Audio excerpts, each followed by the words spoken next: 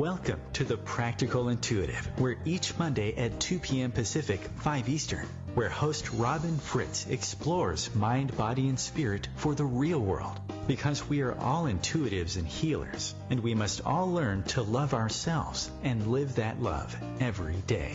Robin is a trained and certified intuitive and spiritual consultant and hypnotherapist with an international practice based in Seattle, Washington.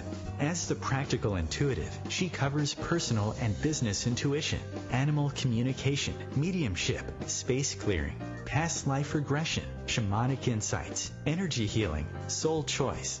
It's all here. Readings, healings, and funny, warm, thought-provoking conversations. It's Robin Fritz, the practical intuitive, helping you mastermind body and spirit for the real world. No ifs, ands, buts, or BS ever.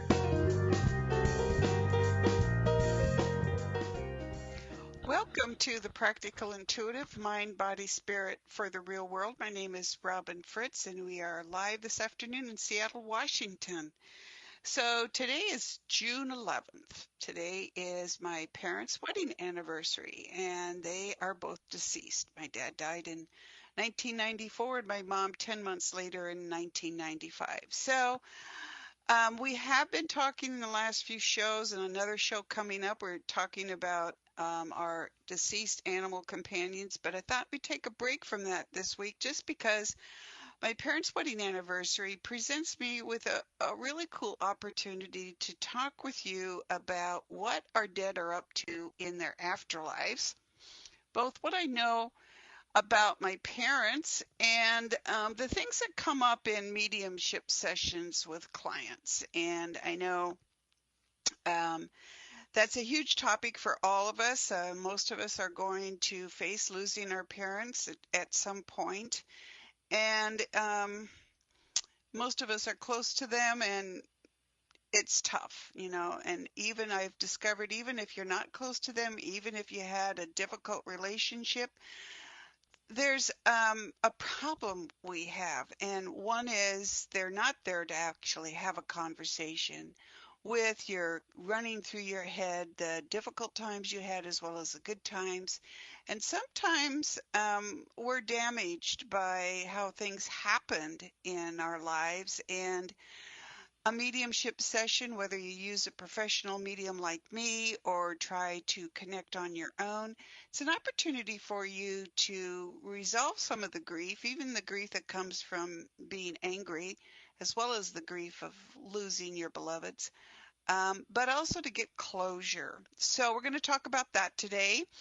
And if you'd like to share your experiences, ask a question, or get a quick intuitive reading, please call in to 202-570-7057. Or if you're shy, which I understand, you can email me at my website, robinfritz.com. That's ROBYNFRITZ.com. That's Robin at robinfritz.com. And as we start today, as we do every week, we're going to start with a meditation with the crystal Fallon.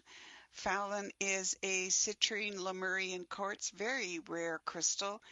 And I know because I work with people all over the world, wherever you are, whether you're listening live or in the archives, you will be able to experience his energy, experience him as a crystal, as a healer and a truth bringer, in the way that your intuition works most strongly. So seeing, hearing, feeling, or knowing are the main principal intuitive ways that we manage ourselves in the world. So if you take your attention to the top of your head, imagine you're connecting to the crystal Fallon, and as we run down your body from the top of your head to the bottom of your feet, just let that connection to him, that energetic connection, that gold light that is Fallon, run through you and just clear out the blockages that have gotten in your way today, everything that happened, good or bad, so that you are free to experience this hour with us and experience some healing and some personal insight from what you're thinking and feeling here. So moving down from the top of your head, down your face, your shoulders, your chest, your hips, your knees, and your feet. the top of your head to the bottom of your feet. And then as you reverse, just imagine that energy line flowing straight back up again from your feet, past your knees, your hips, your chest, your shoulders, your face, and the top of your head. Just filling you up with healthy energy and giving you the opportunity to grow with this wonderful community that OMTimes has created for us. So, again, my name is Robin Fritz. I'm an intuitive and spiritual consultant and past life regression specialist in Seattle. And boy, I never saw this life coming. I really did not. I've done a lot of things in my life and done a lot of different work. And today I want to talk to you about what happens in the afterlife. And I will say up front, as I've said in other shows and in Facebook Live, I never saw myself being a medium. I never actually believed in the afterlife. And I remember having these conversations with my mom. She goes, I feel sorry for you that you don't believe in an afterlife. And I'm like, okay. Um, and I think a lot of us are like that. We just don't think about it. It's like we're busy. We've got enough going on. And we have filled our heads with so much about what religion and culture tell us about the afterlife. It might not even be that attractive. I mean, I used to think, okay, harps, sitting around on clouds all day, twiddling your thumbs, like how much fun is that? And I have learned a lot since I started working with my dad. So my parents married on June 11th, many, many years ago, and set out and did what you did after you conquered the world and saved the world in World War II. You had a family, and I grew up in a small town in Oregon, sandwiched between two brothers, so to speak, or and and it was a time of the world, and I think this is really relevant right now. It was a time when in a small town, very conservative Catholic tradition, went to Catholic schools. It didn't matter how bright you were, how accomplished you were. If you were female, you just weren't good enough. That's the fact. That's what I lived with my entire life. Even till the day they died, both my parents told me I wasn't good enough because I was a girl. Now, I know it's really interesting watching the Me Too movement right now and all of that, and all of us trying to tell our children and other people's children, especially our girl children, hey, go do whatever you want to do. You can do whatever you want to do if you apply yourself, if you educate yourself, if you work hard for it, that do it. And don't be limited by society's opinion of you as a female creature, so to speak. But that's what I grew up with. And what was interesting to me is then when my parents died, and I was very close to my dad, closer to my dad than to my mother. And one thing I've learned from that is that since my dad died, I realized we've had many lifetimes together, and many lifetimes where he was a father and I was a daughter. And it was still that same repressive, women aren't good enough, men tell you what to do culture. I remember lifetimes where I just like threw up my hands and ran away. But this lifetime wasn't like that. He was very loving. It was just his mindset. It's just what he believed. It's what he was taught. It's what the culture said. And nobody questioned it. And that's the role of a lot of us in the world today. And I think that's my role in large part is to question things. That's how I became an intuitive, by asking questions. When things started showing up and chatting with me, I'm like, oh, my name's Robin. Would you like to tell me your name? And I'd hear what a tree has to say, or a volcano, or a hurricane. So maybe it is that those difficulties of being taken seriously as a woman or a girl in my lifetime made me more open to the sensitivities of non-humans who are interested in connecting with us, and we have no idea they're even there, or we don't think they're good enough to chat with us. So kind of see where I'm going there. So, okay, so my dad died in 94, and burying my dad was the worst day of my life. We were very close. And time went on. And late in 2001, 2002, I started exploring the intuitive world with animal communication with my animals and realizing that at the time I was suffering from a lot of physical ailments, failed surgery, so on and so forth. And I was pretty run down. So I started looking for solutions for me and my ill dog. And one of those was energy healing. Now, if you're listening and you're suffering from, a chronic condition, you know that you'd look anywhere for a solution. So you have to be really careful. So I knocked on a lot of doors to get my dog and myself well again. And the whole intuitive world, the whole spirit guide thing, the whole energy healing, that was like, wow, that was like my head flipped upside down. It wasn't even a world I could understand. And so I had to work at that. But here's what also was happening during that time. My dad was watching. My dad was paying attention to what was going on in my energy healing sessions and my learning to develop my intuition that I had closed down in childhood when I was talking to weather and trees and animals and my chickens and so on. And my family's just shaking their heads going, oh, she's just a girl. Even though she's weird, she's just a girl. In some ways, I think being a girl saved me because that intuitive ability just stayed there for a while and then reasserted itself. But along about 2002, and Dad saw me working with a psychic and energy healer. One day, this person called me up and said, God, I've been hearing this buzz in my ear for the last 2 hours, and I realize it's your dad. Your dad is trying to talk with you, and he's doing that by contacting me. Now, isn't that interesting, right? So my dad was proactive. I didn't know how proactive he was until I learned about his choice of the jobs after his afterlife experience. But my dad came in and he started talking. And here's where you're going to understand what your dead are up to in the afterlife. Once they make it successfully to the afterlife and they start to rest up from just the experience of leaving a body, which, your energy, your soul is in a very dense place in your body. And once it's freed from that body, it has to slough off those denser energies. And then you have to make the decision to go to the afterlife. And once you're there, you start recuperating. Then you go off and do your life review. So Dad had been gone about 8 years, and that was when he was doing his life review. And he came back to talk with me, and he said, I want to apologize to you. I I was wrong. I treated you wrong. I see that, and I treated you wrong in our lifetimes before together. And I didn't, excuse me, take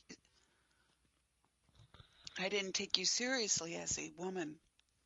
And I promise you that if I have the opportunity to be your dad again in another lifetime, I will treat you differently. I will treat you as an equal. That will never happen again. And I said, I understand that, Dad, and I'm grateful for it, and I love you, and I appreciate that. And that was where we left it. Um, until he started showing up and noticing I was working as an intuitive and spiritual consultant and asking me to work as a medium. And I was like, well, okay, no. At the time, I thought what mediums did was, play games like tell people what their names and their birth dates and what clothes they're wearing and what their favorite song was. And that just didn't seem to be a growth opportunity for anybody and seemed very boring to me. And I didn't think there was another way of doing that. So, and there's the other thing. What do the dead have to say? I mean, they're dead, right? And gone, right? Um, but I was wrong. I mean, I started listening to my dad and we started talking and I was learning that he had chosen, and my dad was a pharmacist in life. He owned a pharmacy. The phone would ring in the middle of the night and he'd get up and fill prescriptions as that's what they did back then. And it was a tough job. He was a very sensitive man and he had to be tough and he had to help sick people. And I've learned since he passed that he was unintentionally like what we would call an animal communicator now. But um, what was interesting is that when we started chatting, I hadn't seen my mom, and my mom died in 1995. And so one day when we were chatting, I said, Dad, like, what's Mom up to? And can she come and talk with us? And he brought her forward. And that's when I realized how things can be so different for our loved ones in the afterlife. So my mom was a very sensitive person. She suffered from depression, and that's in the news a lot this last week here in the United States. There have been a huge number of increase of phone calls to suicide hotlines after the death of two celebrities this week here. And my mom never contemplated suicide that I'm aware of, but she was very depressed. And part of it was that she wasn't treated well either. She believed the blarney that women weren't good enough, and she lived it. So she wasn't valued for her soul. She wasn't valued for her person. She wasn't valued for her contributions.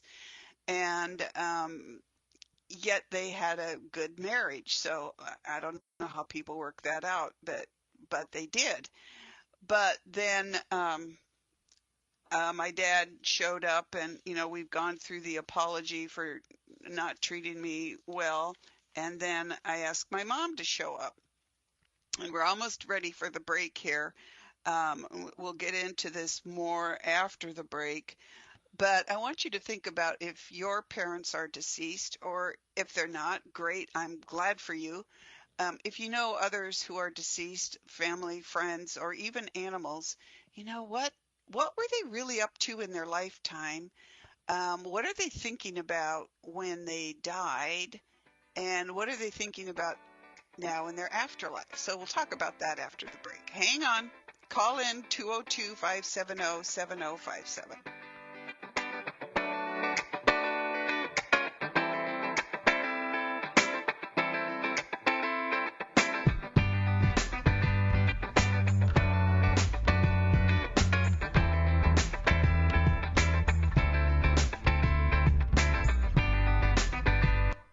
Conscious connection to a more mindful world.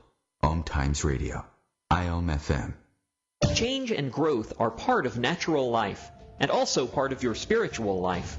Everyone needs support and guidance, especially during life passages. Upgrade yourself with the OMTimes Experts program. With OMTimes Experts, you have access to the best intuitive coaches, spiritual teachers, counselors, astrologists, and oracles. Our team was carefully selected so you can trust. Find out more at experts.omtimes.com. Hello, I'm Lisa Berry. Join me every Monday at 1 p.m. Eastern Time for Light on Living. A chance to see new, hear different, and feel more as I shine the spotlight on all the ways to lighten the load of life's challenges. Light on Living is your link to that new way you're looking for. That new understanding that will enhance your life, and that positive connection that will support your growth. So join me, and you'll gain insight and start to see things in a new way that motivates you.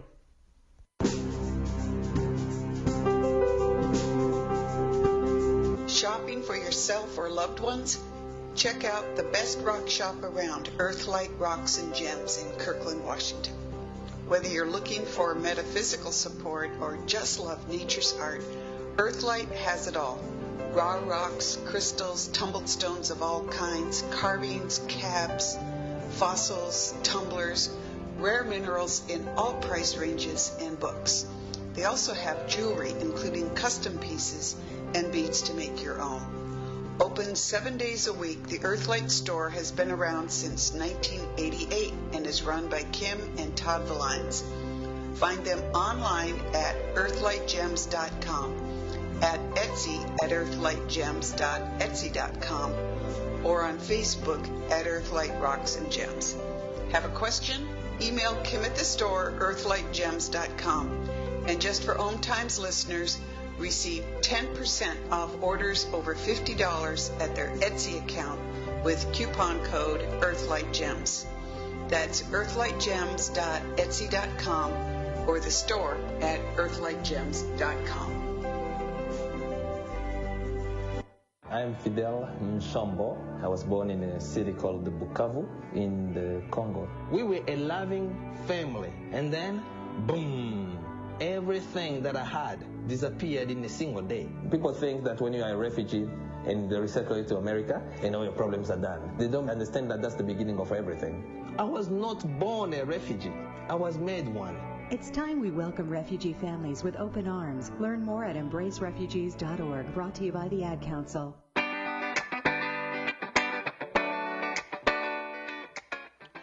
Welcome back to the Practical Intuitive Mind, Body, Spirit for the Real World. It's Robin Fritz. We're here in Seattle, Washington, and our topic today is what are our dead up to in the afterlife? So I was talking about my parents. My dad died in 94, my mom in 95. And I've explained that they didn't think highly of women, that the culture then, that was the town, that was a religion, that was everything. But there was another thing that affected my parents, and in fact, our entire family, and that's that my brother died at age 14, and I was just 9 years old. He had leukemia. There was nothing they could do for him at the time, and my parents never really recovered from that.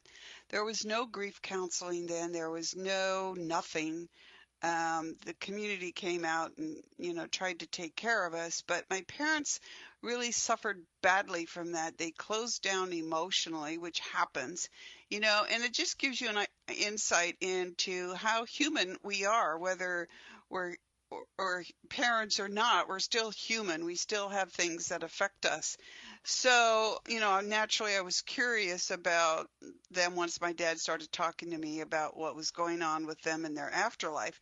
And here's one thing I want you to think about. When your deceased loved ones come and contact you, if they do, like my dad went through somebody else to get in touch with me, or if you try to connect with them on your own, and you can go to the Learn It Live platform, experts.omtimes.com/Robin Fritz. I have a free webinar on connecting with your dead on your own. One thing, if you can see them like I can, and other people can, you can know how they're doing in the afterlife by how they look. In other words, my dad died and he was very, very just shrunken and shriveled. He wasn't that old, but he had suffered tremendously from serious health issues. And he looked like he was 92 and he was only 72 when he died, just shrunken to nothing. And yet, when I first saw him in the afterlife, he was vibrant and healthy and looked like he was in his mid-40s.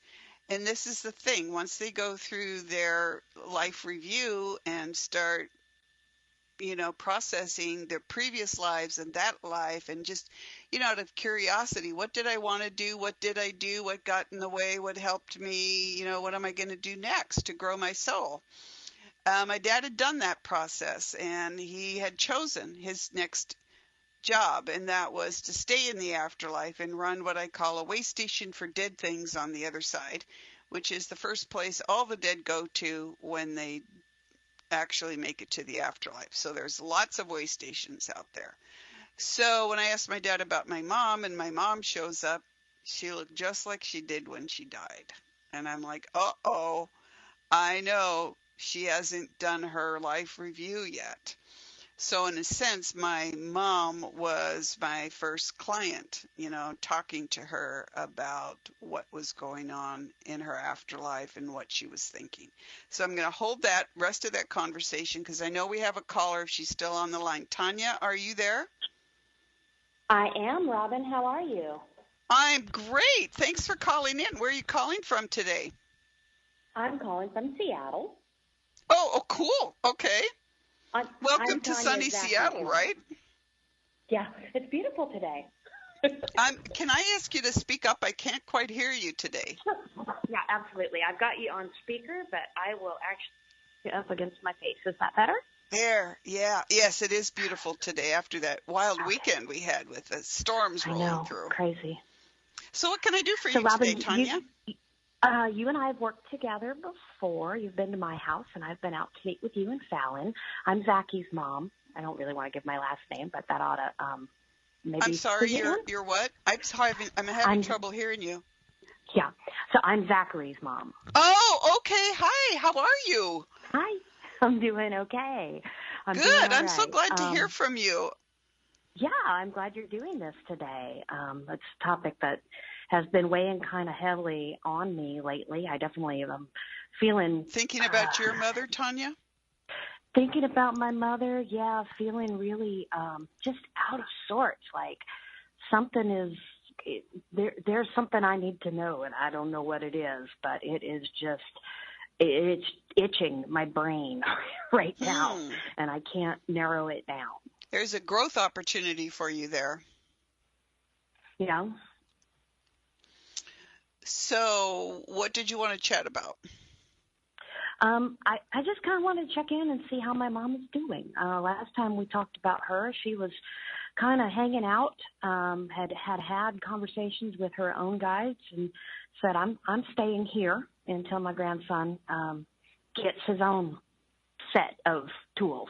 And I'm staying here to help him. And I don't, I can't really tell if she's still hanging out there with your dad at the way station or if she's started to let go a little bit. And I kind of, like the sense that I'm getting is she started to let go a little bit. And that's fine. I just want to understand it. Yes, I'm so glad you called in and asked that question because that's part of the topic today. So I do remember that conversation. It's been a while. You've been through a lot since then. Been. I know because I follow you on Facebook. Right. So we need to get together. But, she has moved on. And I'll tell you, she realized the one thing that I tell my clients and I tell the dead too when I try to get them to move to the afterlife when they're in that in-between place. There are a lot of people that don't believe in the stuck dead, which are the dead that haven't made it to their afterlife yet. Your mom isn't at that stage, but she has moved on. And the reason she has, and she's now looking at doing her life review. And so what happened 20 years ago with your mom? 20 years ago. 20 years ago. Wow, how long ago was that? That would be 96? Let's see, what is this, 2018? Yeah. I don't know, the number 20 years came up in talking with her. So I think that's about 1998, right? That would right? be, yes. 20? Yeah, so that is so when right did about she the time die? that she died in 2004, but she had a major stroke in 2008. And lost the ability to walk on her own, lost the ability to talk on her own. I lost my mom. That's a tough one. Well, the good news is that changes when you get to the afterlife. I recently had a client whose mother had been suffering from dementia for years before she died, and she came to talk to her mom, and her mom was just wide-eyed, and this is like, oh my God, I can feel and know everything now. And she was so entranced with the ability to just move beyond those physical limitations in the afterlife that she just stared at us. She was like, oh my God, this is so amazing. And your mom realized that, which is what I try to talk to a lot of the dead about, is that they can still stay connected to us and still move on and continue in their new journey in the afterlife. So she's finally done that. And it looks like she's into the life review stage and really considering what she wants to do next. That doesn't mean and that's the thing that she realized, it doesn't mean that she can't still connect with you and your son. And in fact, she's saying through my dad that she does still check in on him. And she's like, I am missing so much by not being there and a body being by him. But she's still there checking in. Not as much as she was. You might have noticed that, right? Yeah. And you might feel it's interesting. Yeah, go ahead. Zach is incredibly sensitive, and he. I have a blanket that my. Yeah. So the other day he brought it in to me. I was laying in bed, and he brought it in. He said, I think you need a snuggle with Grandma Owl right now. That's awesome. And so, there are times where he's the one that's saying, okay, she's here right now. Anything you got to say, Mom? And then there's other times where it just is kind of like, I'm not sure where she is. Right, as she is moving on and doing her own thing now. But I'm so glad you called and brought this up, because a lot of times when clients are talking with me about their dead, I'm like, do you know that so-and-so is spending a lot of time with your kids? Now, most of the time that's great. And in your case, it's wonderful. But I've had clients where we had to stop that because the dead person was not in a positive frame of mind, shall we say, and was not really being helpful in the situation. It was just really talking bad to the kids. And that happens because, we don't instantly become our best selves when we move to the afterlife. If we had difficulties while we were alive, we carry the learning experience into the afterlife, and, we have to choose to grow, and some don't. But a lot of grandparents do come back and spend time with their kids. And I have another client who they had like 18 grandchildren, and I didn't see faces. I just saw points of light around them. And they're like involved in all the kids' lives, and they're like paying attention. And it's like they're just having a ball in the afterlife, checking in on their grandkids and their kids, and actually had comments about them and about the kids. And like, oh, no, your brother isn't going to be interested in talking with us because he doesn't believe this is real. But something's just hilarious, really. It's like running a picnic by talking to people in the afterlife. But your mom now realizes that she can check in with you and still continue to move on. So you'll probably find that she shows up less and less because, honest to God, there's so much to do in the afterlife. I don't know why anybody chooses to come back in a body, to be honest, because, we talk about the multiverse, like there are multiple different dimensions. There are, and they can go everywhere. On my first birthday after my dog Murphy died in 2012, she came back. She goes, "Happy birthday, Mom. Let's go on a tour of the universe." And off we went. It was awesome. So, yeah, she's been great. She's been, really giving your son the idea that connection doesn't die just because we do. And that will hold him in good stead throughout his life because he knows he has that champion in her, which is awesome. And you know that too. Yeah. I'm sorry she had those issues when she died, but she sure doesn't have them anymore. Good.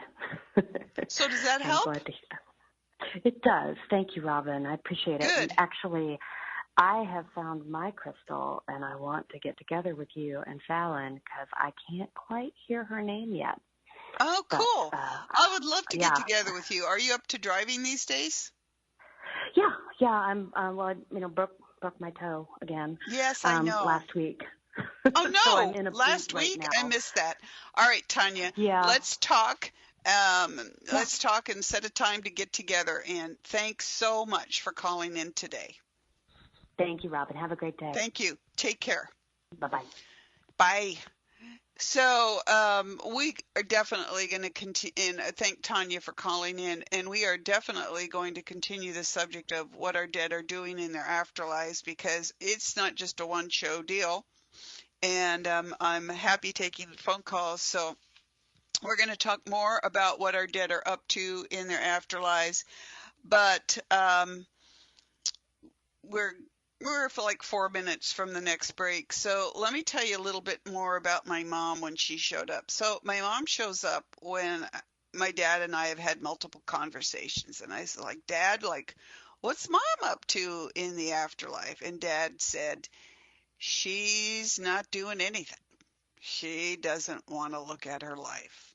She doesn't want to review her life. And that was pretty clear because she showed up and she looked the same as she did when she died. And while she was a lot healthier looking than my dad was when he died, she hadn't reversed aged or anything. So I knew she hadn't been making any changes because every deceased person I've talked with that has gone through their life review has then reversed age to their ideal age as they then go throughout the universe. And as I was just talking with Tanya, there's so much to do in the afterlives, different dimensions to play in, different planets to go to. And imagine, you're at a way station, you've got humans from different time periods, talking animals, I mean, it is like awesome. It is like this amazing experience. So that's kind of the situation where your dead are coming back to talk with you. We're sitting here grieving.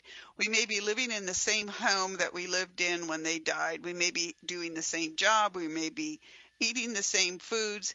Everything is the same for us in many ways, except our dead are gone. We're not getting our arms around them. But from their perspective, everything has changed. They have this ability to see so much more than they saw when they were alive, that the universe, that their lives, all of that becomes bigger. And so that sometimes they have trouble understanding that, we're still grieving and missing them, even though, of course, they're still missing us. And part of the reason of getting together and talking to them in a mediumship session, either with someone like me or on your own, is to get that closure so that the grief can resolve itself and both sides can move on. But as my dad and I started talking to Mom, and she joined us in the conversation, and she didn't want to do her life review because she didn't want to see herself, just like she didn't want to see herself when she was alive. And her refusal to look at her past or her life, do her life review, had shown up. She was lackluster, the same age, and she hadn't grown a bit in death like I would expect her to have done. And I asked her why.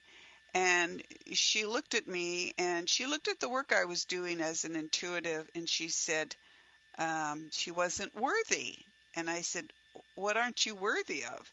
And she said, of the work that I was doing. Now, here's the thing. My mom was extremely intuitive.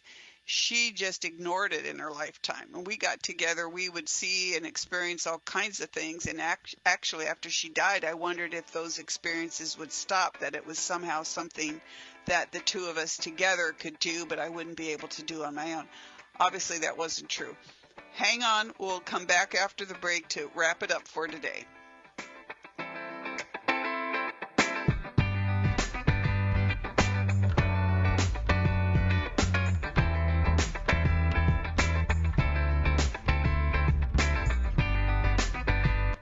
A conscious lifestyle for a mindful life. OMTimes Radio. IOM FM.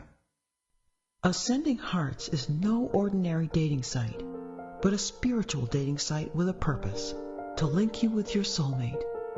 We engineer the serendipity so you can trust that you will attune with someone that has the same matching vibration as you. Ascending Hearts, the conscious dating site for the spiritually aware. Try Ascending Hearts for free. AscendingHearts.com. Hello, I'm Sandy Sedgbeer, host of OMTimes Magazine's flagship radio show, What is Going On? My passion is sifting through information, research, and innovations from New Thought teachers, speakers, and researchers pushing back the boundaries of what we know about life, energy, metaphysics, and the universe. I love shifting perceptions about who we are, why we're here, and how quickly impossible becomes normal when we open our minds, expand our awareness, and accept that the only limits that exist are those we place upon ourselves. So if you're the kind of forward-thinking, eager investigator of what lies beyond the current reality that most perceive, why not make a date to come play with me in the field of possibilities at 4 p.m. Pacific Time, 7 p.m. Eastern Time every Thursday, and together we can discover what's really going on. Today we decided to walk to school. The light counted 15, 14, 13. We took a left on Carroll Street. Danny's smart, but he gets distracted. He realized he forgot his homework. I hope he doesn't have another bad day at school. When you can see learning and attention issues from their side, you can be on their side. That's why there's Understood.org, a free resource for the parents of the 1 in 5 kids with learning and attention issues. Go from misunderstanding to Understood.org. Brought to you by Understood and the Ad Council.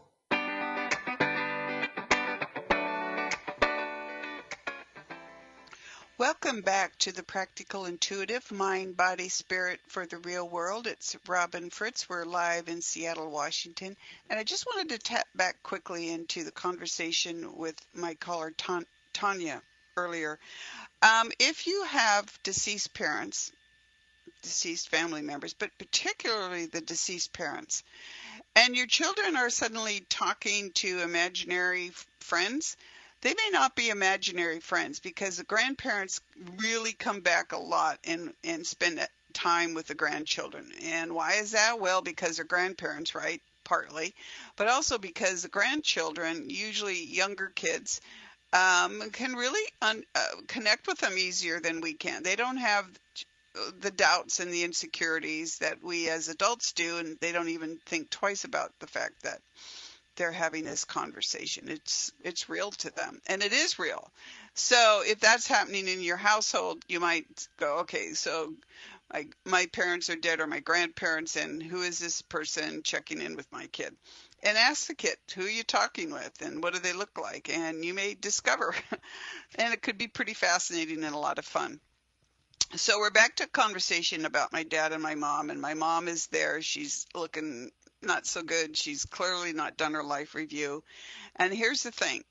Even though they go to the afterlife, even though they're safely in the afterlife, does not mean they're growing. If they're not going to do their life review, they're really kind of stuck there, and they're just not going to have any changes. They're just going to hang out in the afterlife and sulk or whatever they do, but they're not going to grow their soul, and they're not going to be choosing another soul experience. Now, after you do your life review, that doesn't mean you have to leap right into your next soul experience, like incarnate in a new body or whatever, because a lot of people go on vacation.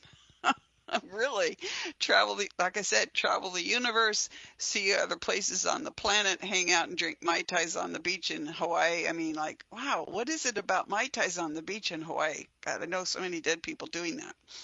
Anyway, so my mom said she wasn't worthy. Now, we were having these intuitive experiences, seeing what we called ghosts at the time, and I thought that would go away when she died, but it obviously didn't.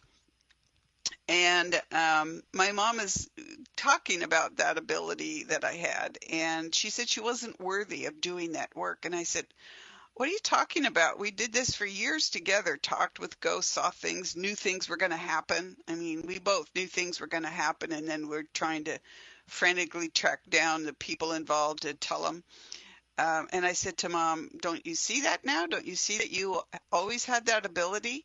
And she said, who was I to be able to do something like that? You know, and there's this lack of self-worth, this thing that it happens because you're a woman and you're not good enough. That was drilled into her too. And I said, well, you were just somebody who could do something like that, just like me. It's just a skill set, Mom. We all do something. You know, that's what you could do. You did it naturally. The problem is my mom's parents never really loved her or valued her for who she was, no matter what she did. And so when she saw herself having these experiences, she thought, I'm not worthy of this. Like, it's a matter of worth, right? It's a matter of skill set. We're all intuitive. We're all healers. We just need to learn to tap those abilities. But just like some of us are better carpenters and mechanics than others, and I would never, ever try to make a living as either of those two things because I am just not skilled in those things. My mom had the ability to be a professional intuitive and to really help people that way, but she didn't believe it because she didn't think she was worthy. So here's the thing. You really need to believe in that stuff in yourself. And I told Mom, all that stuff you believe that women were inferior to men, it's crap. It's not true. Quit believing it. Believe it in yourself instead. And my mom looked at me and she looked at my dad, and then she said, you're the only person who ever understood me. And I thought, wow, what a profound comment, because my mom and I didn't get along that well, not like my dad and I did. We were always at odds about things. And here was the opportunity after she died to talk with her, to help her see her value in herself. She was really my first client as a medium with my dad, our first client together.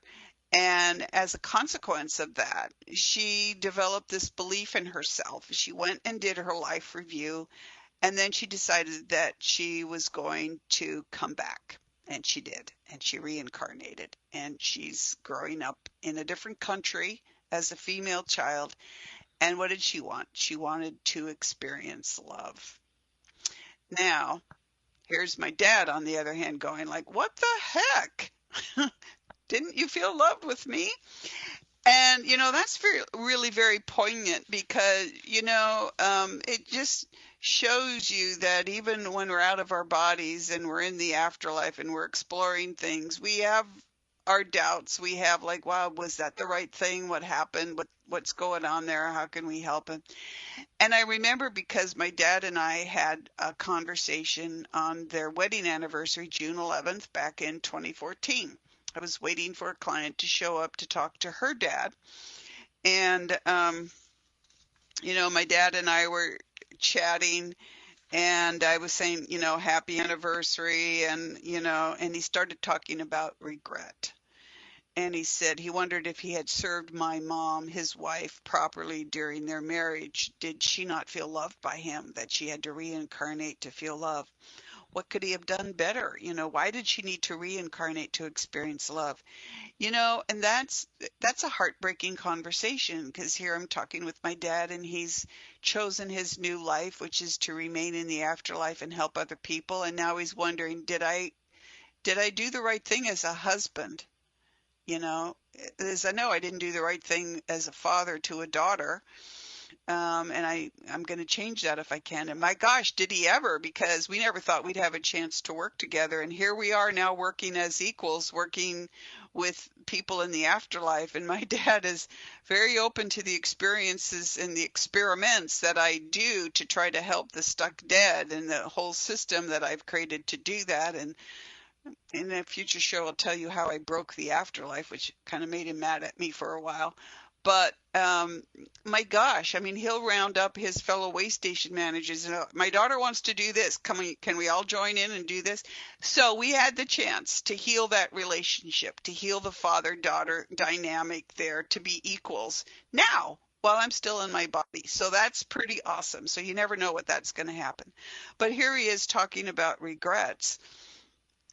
And I just felt helpless to console him. But I did say, something that occurred to me. And I said, maybe you were exactly what she needed, Dad. That lack she felt, that lack of self-love wasn't just in that lifetime. It went way back, because I could see it, from the perspective of my work, I could see it. And I said, maybe you were the one who cherished her enough that you helped her bridge that gap to see what she was hiding from. So you helped her start to heal, and then finally in the afterlife, she just decided to buck up. And after our conversation, the three of us together, and saying, hey, Mom, you're worthy because you're a soul. She could start over again and feel cherished from the moment she was born, and really grasp that self-love. And my dad, he looks at me and he's kind of startled, because I said, oh, my daughter had some words of wisdom for me. And he goes, well, maybe so.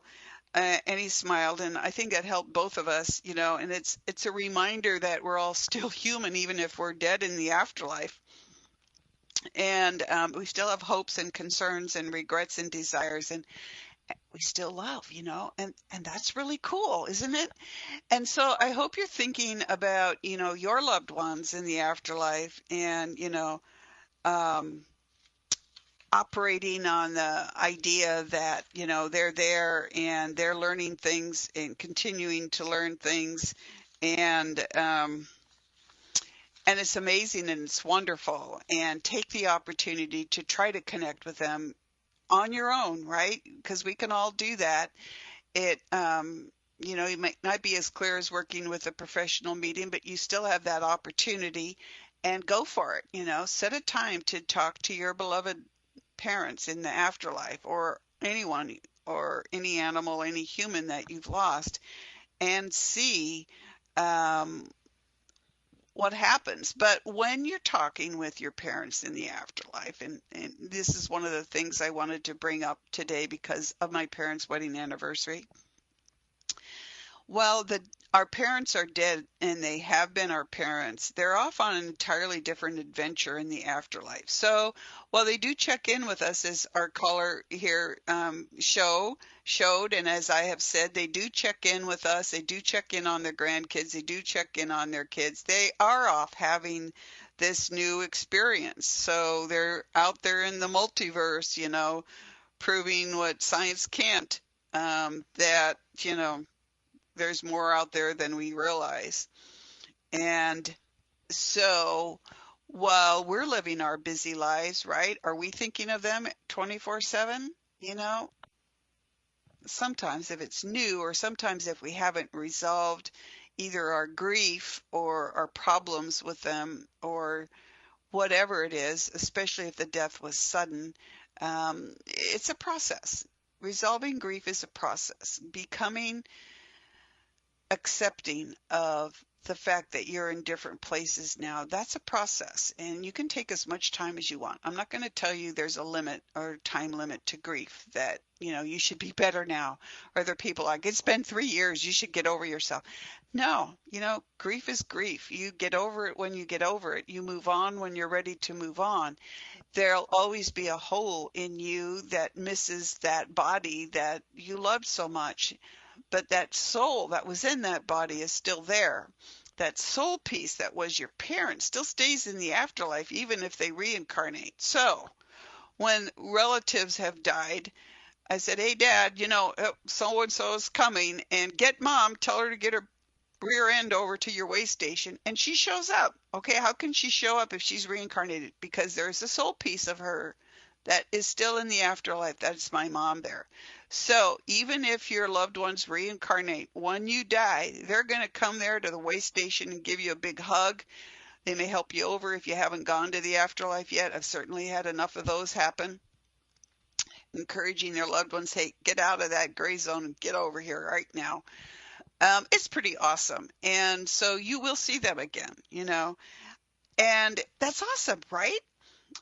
So remember that they're off living new lives. We're off living our lives, and that's a good thing, and it's a wonderful thing. And my dad calls the afterlife a party, right? So remember that they're having fun. Reviewing their lives can go on for a long time. They can go off and have adventures, pack their bags to the universe. One father, his daughter insisted on connecting, and he didn't really want to connect. He thought, she should just move on. He was moving on. He was dead. He saw that he had to move on. He saw that she wasn't moving on. And I said to him, come on, she's paying to talk with you. Talk with her, say goodbye. And he did stop and say that. And he was being kind of a jerk, but he was also trying to show her that, hey, life moves on. It's okay to move on.